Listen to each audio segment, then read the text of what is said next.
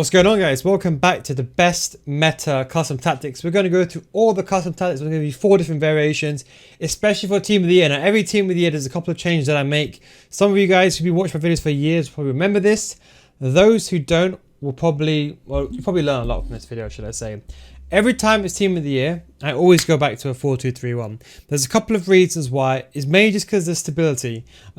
Typically speaking, because you have 2 CDMs and you have your 3 cams on comeback and defense, especially if you struggle against team of the year players, you always want a formation that is also good defensively and very good offensively.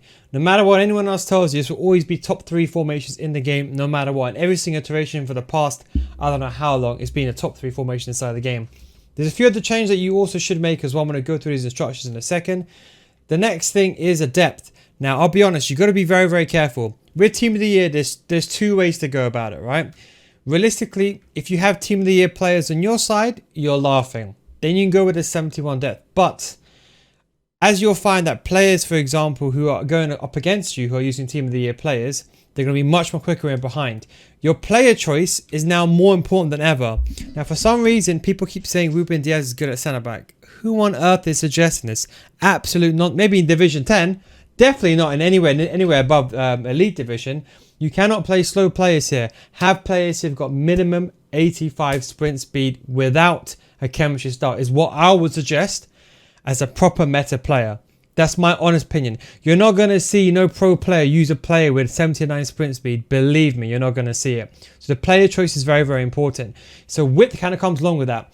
If you have, for example, a wider stance and you like to use a wider width, you can go with a wider width if you have faster players, especially on the wings. Because look at Smith that's come out. We've seen a new Zola card. We've got Mbappe, Hansen. These all are basically maxed out 99 pace. So you're going to need at least higher pace. I would say realistically, with a chemistry style, you need 95 sprint speed minimum, in my opinion. If you're using Cancelo, you're going to struggle. Unless you're switching is 10-10, and that is how pro players get away with it. Are you a pro player? You've got to think about it that way. And even then, pro players still use high sprint speed play. You never see a pro player using someone 90 with like 80, 82 or 85 sprint speed in his position ever. So that's 2 things I wanted to mention. So if you struggle, that's what you can do. We bring the 4-2-3-1 back, as I mentioned, because you want to have that defense stability and you want to have that sense going forward. Long ball forward runs, 45 width. This is kind of the good staple that I normally go around about team of the year. And these are the instructions. Stay central. Stay forward for the striker. The cam, balanced. You can put this on comeback and offense if you really struggle, but I think balanced. We got rid of stay forward. I'll explain why I've done that next week, by the way. There's a reason why I've done this. It'd be probably too much for this video. Comeback and offense for both the Lamb and the Ram. Don't forget, they're still going to be attacking. This means when you lose the ball, then they come back and defend. This will help you, especially up against a 4-3-2-1. And let's say, for example, you're struggling and there's a player that comes and overlaps. At least you have those cam or those wide cams coming back. Don't forget, these wide cams are wingers. You need fast players here. No KD, no gold KDP here. You want pacey players here, Babajude and Rapinoe. Both CDMs on cut passing lanes. Stay back while attacking for both. The best instruction that you could probably get, especially at cut passing lanes, makes the biggest. People always lose on balance. No, cut passing lanes makes them go into. Let's say there's 2 players. Cut passing lanes makes the AI go in between them, makes it even easier for you. Left back, right back, we got them on stay back while attacking and overlap. Now this would be the formation that you would start the game with. This would be the defensive formation, the one to close the formation out. So whatever formation you have in that slot, I want you to move it out the way for a second and put the 4-2-3 on. So if you have like a 4-3-3 ultra defensive formation, which you might have remembered from a couple of months ago, I would say replace it. If you want to get better at FC24, I do have an FC24 FIFA School Series. But before you skip ahead, what if I told you if you don't get better after 1 month, I'll refund you your money? I can say that because I've been running this school for many years and thousands of people have already joined and even stay on. We go over complete in-depth gameplay tutorials showing you the theory of it and then showing you gameplay examples in a structured format. Unlike my YouTube channel, they are a progressive learning system teaching you everything from the core mechanics to the meta so you can get better as a whole with explanations that go beyond the scope of my YouTube channel. FC School has already started with new videos coming out every single week. These videos will adjust to the recent patches and updates so you can stay up to date and ahead of your competition. So come join thousands of others in a mature community for those looking to get better. Patreon.com/nilguides or click the link down below. Now when you join, we already have a library of hundreds of videos, more than my YouTube channel in fact, with new FC24 videos getting added constantly so you never run out of content. Remember, the biggest mistake people make is they spend thousands of dollars on FIFA points every single year thinking a team will make them better, but it won't. But now it's time for you to make that change. And don't forget, if you don't get better after 1 month, just send me a message and I'll refund your money. That is the Nil Guides guarantee. Patreon.com/nilguides. Link is down below in the description or click on the pinned comment below. Then there's one slot that I'll say is up to you. You could technically go with, I put a video 2 weeks ago on Manu Bashaw's 4-2-2. You can use that there. If you have a specific tactic like a 3-5-2, I really love the 3-5-2. You can leave that there. This is a slot where you kind of have that free room. I'm currently using a 3-4-2-1. This is a very attacking formation. I have to just say that this is a very attacking formation, but I really have fun playing this game. I mean, I'll give you an example. A lot of players, you'll be surprised, especially a lot of 20-0 players, they don't mind going 18-2 or 19-1, but having fun. Trust me, not everyone wants to sweat their games out. Listen, not everyone has to be a pro player and needs to get the desperate wins. I understand now it's team of the year, people are tryharding, but these are my very attacking 3-4-2-1 tactics. I'm going to literally go through these and you can slow this video down and you can pause this and you can copy and paste the tactics. I went through this last week, so I'm really not going to go over it again. But again, just manipulate the video yourself. If I'm going too fast, you can always pause the video or slow the video down. Remember, I have to make these videos not just for you, I make for everyone. Some people that understand English very well, they know what I'm saying. Other people are like, no, what the hell are you doing? You're speaking too quickly. So always, remember I said, manipulate the video for yourselves. That would have to go over and repeat things again and again. Goalkeepers unbalanced. This is a very attacking formation. Defends in a 5-2-3.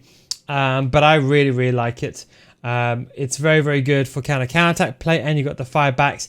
And you've got the 3 players on stay forward. The 4-3-2-1 still is the best formation inside the game. As I mentioned, towards team of the year, be careful with depth. Especially if you're up against team of the year players, you may find yourself that when you're trying to press your opponent can do a quick through ball and get it behind. Even though they might not play that way, this is the thing, even though they might not play that way. Let's say, for example, you're a possession-based player. When you got team of the year Mbappe in your team, you naturally think, he's so good, I'm going to play a ball to him, even if that ball's not going to make it. Do you understand what I'm trying to say to you? So it's not what literally your opponent's doing. It's more of like how your opponent thinks. If I've got a team of the year player, I know they can do magic. They're going to be miles better. You want to test that player out. You're going to be expecting more through balls down the wings. So you got to be very careful being so high up the pitch, especially with slow-paced players. So you can reduce the depth on this one as well. You can even go down to 44 if you find this to be too attacking. Balanced direct passing, 7 players inside the box. This is Manu Bashaw's. Sorry, this is not Manu Bashaw's. This is Anders's kind of a bit of Texas tactics I'll go through in my 4-3-2-1 together, and Mark Marley's as well. Kind of a, not Tex, sorry. Tex is a 4-3-2-1, which I'll make a video about that hopefully this week. It's an old 4-3-2-1 that he has, but I still think it works pretty well. Stay central, get it behind. For the striker, you can put stay forward if you want to. The right forward is on, left forward, should I say. Left striker is on stay forward, like this. Ignore the player positions. I was doing some objectives, so let me just fix these player positions up. There we go. So let me repeat that. So stay central, stay forward, get it back for the striker. Left striker on stay central, stay forward, get it behind. Don't forget this defends in the 4-4-2. How does that work? Just as a reminder, how it defends in the 4-4-2. This player is on comeback and offense, so that's going to make a right move when you're defending. And this player, as you can see, is on cover wing and on balance. So when Llorente comes back, he's going to be defending as a left mid. So that's how you defend in a 4-4-2 inside the game. So you're attacking a 4-3-2-1, defending the 4-4-2, same as always. And to make these a bit more logical, it should be like this. Rapinoe, cover wing, balanced. You want a winger here or an attacking player that's got pace. And then you've got the 2 centre mids, both of them on stay back, cover centre. Outside player get into the box across. Centre mid player on the edge of the box. Left back, stay back, attack and overlap. Right back, join the attack and overlap. And those are the tactics. Pretty much the same. And sweeper keeper, because I actually forgot to mention that last week. And again, the thing to note is the depth and also the width as well. You will notice yourself, if you find that you're struggling too much with the width, you may have to adjust this. Remember, it's all about adjusting your formation, guys. I cannot express to you the importance of adjusting. A lot of people are just copying and pasting tactics and everyone just saying it doesn't work. To be honest, most tactics are always going to work for a pro player. But if you're watching this video, there's a reason why you watch this video. Probably you're struggling with tactics. Don't think there's going to be some quick solution. Tactics will help you play better, but you're not going to become a 20-0 player if you're running out with your centre back. Remember that. Always learn to improve your tactics and adapt it for your play style. It's the most important thing. The only thing that we can kind of keep consistent and keep the same is the 4-2-4. This is the pressing tactic. What I've done now is, especially if you have, okay, stop tip, especially if you have a team that's got very, very good players with a lot of stamina. If you've got team of the year players, I'd probably say even press out possession loss or constant pressure. And then what you'll do is you can keep 71 depth. So this formation is the formation for when you're basically losing and your opponent's holding the ball and you need to press the ball. It's a very good formation. I also made a video on how I blitz my weekend leagues very, very quickly using this formation as well. Long ball, direct passing, 60 width, 7 players inside the box. And just quickly to reiterate, that's formation to start the game with or close the game out. This is more of a very attacking formation, but you can use anything you want over here. I'm just currently using the 3-4-2. And as I said to you, I'm experimenting with new formations this year. I kind of want to go through every single formation and use it. Then we have the 4-3-2-1, which is the best formation in the game. This has to stay there. This will never be removed ever. This slot is probably going to stay here until the end of the year, unless there's some dramatic patch that's come out. And then the 4-2-4 is on press after possession loss. Now, I'm just going to really show you something as well on the corner of my eye. I'm going to load this up for you. I'm gonna scroll through the instructions. You can literally just copy and paste these while I'm gonna load this up. Title update number 7. There's a couple of things that I want to mention to you. What's been adjusted inside the game that may or may not affect your game. To be honest, most time it's not going to affect. I'll quickly show you these instructions. Get forward for both the centre mids. Don't forget, you're still defending a 4-4-2, but when you win the ball back, those two centre mids go forward. Hence, you create an overload in the middle. But at least this way, you're keeping a compact back four, so you can stay back and overlap for both the left back and right back. Remember, it's better to commit centre mids and have a back four in shape as it is, as opposed to committing over here these players to go forward, and you've got two centre backs, and you're going to get counted every single time, guaranteed. Especially with the pressing tactic. Yes, pros can do it because they utilize the cutbacks, but I promise you, it's better for them to have the players in the middle, probably better for you as well. Now, what I wanted to show you, what's happened with this patch, what's changed over here.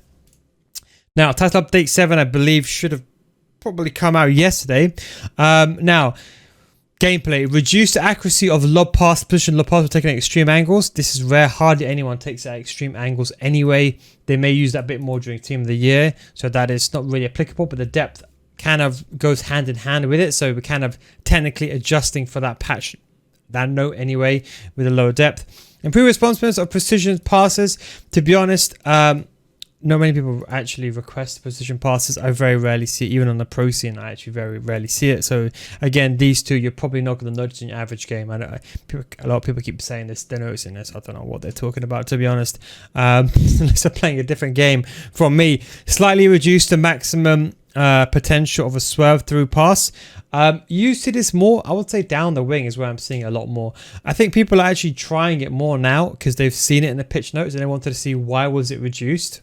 Maybe something that I've just kind of figured out. Maybe you noticed the same thing. Let me know if you noticed down below.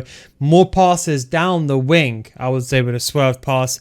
Increase the maximum potential ball trajectory height. Now, this is an interesting one, but again, it's at extreme angles. They don't really mention what extreme angles is. Does that mean when you're facing completely away from goal, or is that maybe when you're side on? Like, they don't really say, so you don't really know. But generally speaking, it should be from that situation. Apart from that, just some of these things, like, you know, some logic with auto switching and teammate contain. Technically, improve the auto switching logic which defenders switch to with some through passes.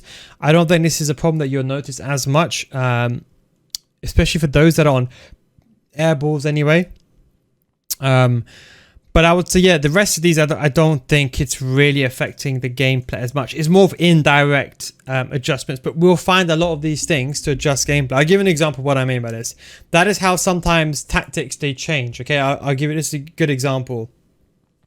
Let's say, for example, as an example, I'm trying to find one here that might be a good one to explain. So let's say, for example, a request, okay? A requested ground pass sometimes results in unintentional animation occurring. Let's say, for example, in theory, on the pro scene, a pro did a specific pass and it worked very well. What you would see is, are the creators do it, are the streamers do it, and then the masses, they copy it. And that is how the gameplay changes, because even though this is not directly resulting in gameplay, a pro player might do something, and maybe they didn't do it before because the animation was inconsistent, and then they do it, then the entire community tried to copy it, and they might not be as good as a pro, but they copy it, and then it kind of influences the way the game is being played. It's the same, for example, like we're talking about, for example, improve the response with the precision passes. Maybe not now, but maybe next week, or maybe the week after, you might see people spamming and precision pass to Mbappe. I'm not going to say whether it's good or not, but I can tell you one thing. A Team of the Year player with a precision lob pass is insane if you don't have to trigger a player early. You see that sometimes on a pro scene, but very rarely. But I promise you, if you're a pro player watching that, make good use of that. L1 trigger early, precision lob pass is very, very effective. So that is how gameplay patch notes, although they don't directly influence gameplay, it does indirectly influence it.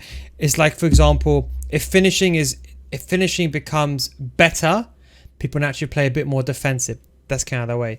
Anyways, hope you enjoyed this video. Don't forget, if you want to get better at FC24, you come to my Patreon series, patreon.com/NoGuys, links down below in the description. This is my FC School Series. If you don't get better after 1 month, a refund your mind. This is this in-depth series, as I mentioned earlier, from episode 1, from the beginning, all the way to advanced level basics. Hundreds and hundreds of videos on there, more than you ever have time to watch. Don't give after 1 month, that's the No Guys guarantee. We'll refund your money. That's the guarantee that you do get. Anyways, thanks for watching. Take it easy, and I'll catch you next time. Peace out.